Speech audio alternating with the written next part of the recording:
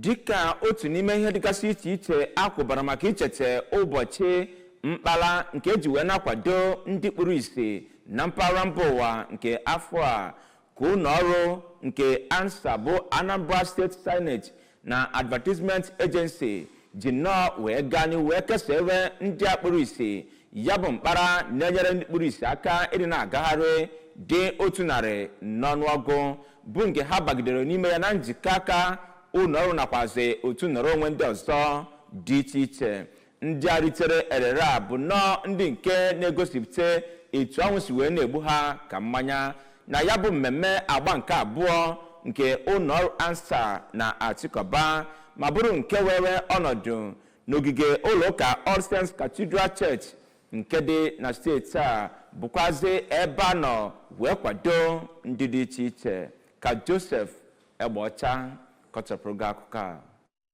Na mmemme ahụ ka onye isi ụlọ ọrụ ANSAA bụ Maazị Ọdịlojubọnwụ bụ onye Maazị Chijioke Agbanyim nọsiri anya na mmemme ahụ kwuru na atụmatụ agba nke abụọ ya bụ mmemme bụ mgbe ha na ndị otu National Association of the Blind bụ nke eji NAB n'afọ ịchafụ na-achọ otu ha ga-esi jikọ aka ọnụ ịkwalite ọnọdụ ndị kpụrụ isi n'afọ gara aga. N'okwu ha dị iche iche ka onye isi otu NAB bụkwa onye bụbu onye isi otu Joint National Association of People Living with Disabilities bụ Maazị Lawrence Nwanolue nakwa onye isi oche NAB na Anambra State bụ Comrade Ernest Ọkammelu nọrọ n'otu wee too ụlọ ọrụ ANSAA maka ụzọ dị iche iche ha si akwalite ọdịmma mmadụ n'ụlọ ọrụ ha.